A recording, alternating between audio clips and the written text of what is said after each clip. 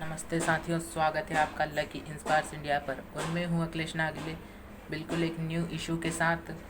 और इशू है चाइना के ऊपर, जो कि न्यूक्लियर वेपन को ट्रेन से लॉन्च करने का विचार कर रहा है। एक रिपोर्ट में दावा किया गया है कि चीन अब ट्रेन की मदद से करेगा न्यूक्लियर हमला। अब आप पूछेंगे कि ट्रेन की मदद से न्यूक्लियर हमले का क्या मतलब हुआ। हमले अब तक हमने 3 तरीके से सुनते आए हैं। एक तो ट्रक पर लदकर न्यूक्लियर वेपन जा रहा हो कुछ इस प्रकार से, या फिर पानी के जहाज़ में, या फिर हवाई जहाज़ में। अब तक बहुत ही रेयर केस में सुनने को मिलता है कि न्यूक्लियर वेपन को ट्रेन से लॉन्च किया जा रहा है।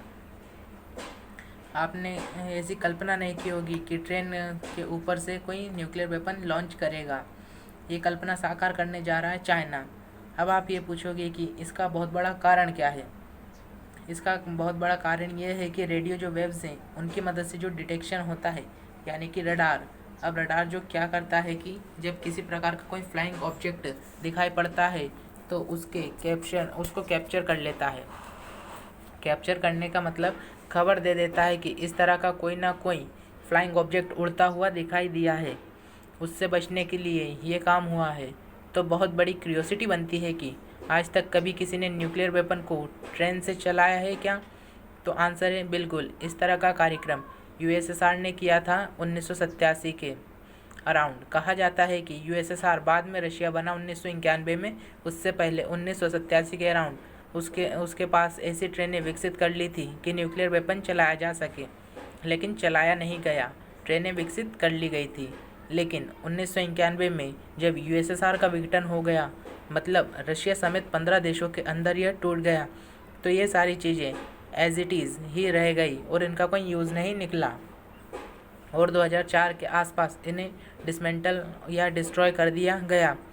ये जो चीज़ें निकल कर आ रही हैं कि चाइना के रिसर्चर्स का कहना है कि वहाँ कुछ चीज़ों के अंदर इस तरह की चीज़ें निकल कर आ रही हैं कि चाइना अब लॉन्च कर रहा है डूम्सडे ट्रेन। Doomsday train. अब आप पूछेंगे, आप जानना चाहोगे कि डूम्सडे क्या है। तो असल में इसको ऐसा समझिए कि प्रलय को डूम्सडे कहा जाता है, यानी कि एक ऐसा दिन जिस समय सब कुछ उलट पुलट हो जाए। और आज के ज़माने में उलट पुलट करने की ताकत केवल न्यूक्लियर वेपन में है। उसको ले जाने वाली ट्रेनें डूम्सडे ट्रेन कहलाती है। To China plans doomsday train to moving at launching nuclear missiles, ऐसा रिसर्चर्स का दावा है। अगर हम डेली मेल्स ऑनलाइन की खबर को माने तो इसमें लिखा गया है कि प्रॉपर तरीके से चाइना इसकी प्लानिंग कर रहा है। अब एक बहुत बड़ा सवाल बनता है कि सवाल यह है कि सर बताइए, इससे फ़र्क क्या पड़ जाएगा कि मिसाइल्स इसके अंदर रख कर चली भी जाएँ तो फ़र्क क्या पड़ जाएगा, मतलब डिफरेंट क्या है। मैं बताना चाहूँगा दो बातों का फ़र्क है। पहली बात, आप किसी भी ट्रक के माध्यम से न्यूक्लियर वेपन को लेकर जा रहे हैं एक जगह से दूसरी जगह, तो ट्रक की अपनी स्पीड होती है, वो बहुत धीरे चलता है। नंबर 1, पूरे देश मान लो ये चाइना है, पूरा देश मान लो यह एक चाइना है, ये गोला। ए से बी तक जाने के लिए 2 तरीके हैं, या तो हवाई जहाज़ के माध्यम से उड़कर जाएं या ट्रक के माध्यम से जाएं।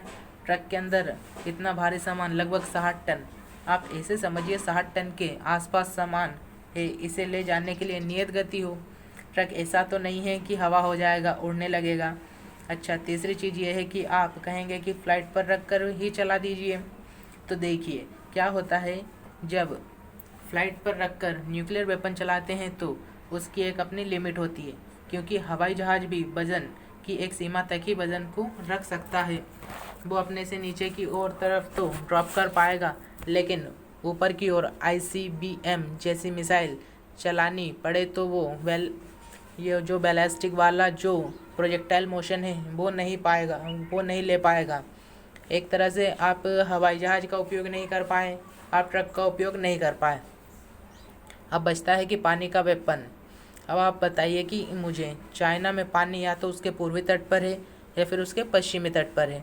इस स्थिति में यदि उसको यहाँ से कोई वेपन चलाना है, यानी कि वह नॉर्थ से चलाना है या वेस्ट से, इंडिया वाली साइड से चलाना है, तो इन दो जगह से न्यूक्लियर वेपन लॉन्च करना है, तो इसके लिए उसे ऑप्शन क्या क्या मिलते हैं, या तो ट्रक के माध्यम से ले जाए या हवाई जहाज़ के माध्यम से।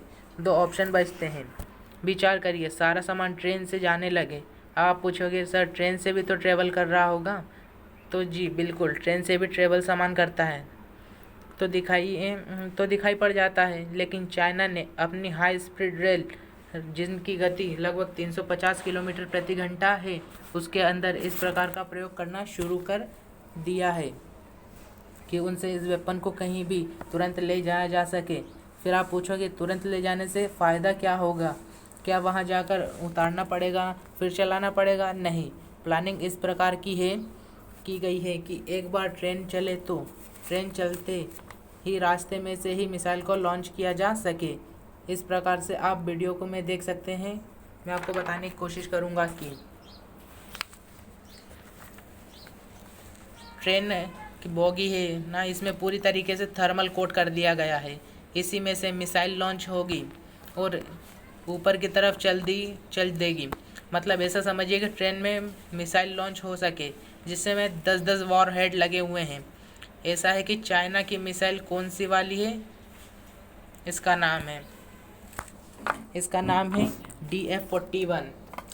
चाइना के पास ऐसी मिसाइल है जिसका सफलता परीक्षण 2017 में जस्टिफाई कर दिया गया था, जिसकी मारक क्षमता हज़ारों किलोमीटर है, यानी कि 9,300 किलोमीटर माइल्स है, जिसमें रेंज हो यानी कि 10,000 किलोमीटर स्वाभाविक रूप से निकल गई। इतनी दूर तक ये न्यूक्लियर वेपन को ले जाकर फेंक सकती है। ऐसा है कि इसका DF-41 मिसाइल है। इसी को अलग अलग जगह से लॉन्च करने की तैयारी इस समय चाइना कर रहा है। इसी कारण यह इस बात को सुर्खियों के अंदर आई है।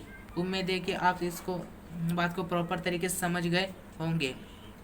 इसमें आपको एड ऑन इनपुट देना चाहूँगा कि चाइना के अंदर जो ट्रेन सिस्टम है वो दुनिया का सबसे बड़ा रेलवे लाइन सिस्टम है। वो दुनिया का इस समय सबसे लंबा है, और यानी कि फास्टेस्ट स्पीड रेल सिस्टम की बात करें तो चाइना के पास नंबर 1 है। चाइना के बाद आता है स्पेन, जो कि नंबर 2 पर है, और नंबर 3 पर है जापान का ट्रेन सर्विस। सोच कर देखिए कि 350 किलोमीटर प्रति घंटे की रफ्तार से ट्रेन चल रही है। इसकी व्यवस्था इसके द्वारा कर ली गई है। अब आप पूछना चाहेंगे कि इतना इनके पास कोई ऐसी वेपन भी है जो कि अमेरिका पर हमला कर सके? तो हाँ, इनके पास डोंग फैंग 41 है। ये इतना ताकतवर है कि अमेरिका पर भी मिसाइल गिरा सकता है। मात्र 30 मिनट में अमेरिका पर जाकर गिरा सकता है। और अगर हम कंट्री वाइज बात करें तो सबके पास सबसे ज़्यादा न्यूक्लियर आर्सेनल की बात करें तो सबसे ज़्यादा रशिया के पास है, फिर यूनाइटेड स्टेट्स के पास है, China, France, UK, Pakistan, India, Israel and north Korea. Nuclear Arsenal की बात करें तो फ़िलहाल के लिए इतना ही। यदि आप मेरे साथ जुड़कर पढ़ना चाहते हैं तो लकी इंस्पायर इंडिया को सब्सक्राइब करें, लाइक करें, शेयर करें और हमारे Telegram channel lucky inspire India को ज्वाइन करें। धन्यवाद।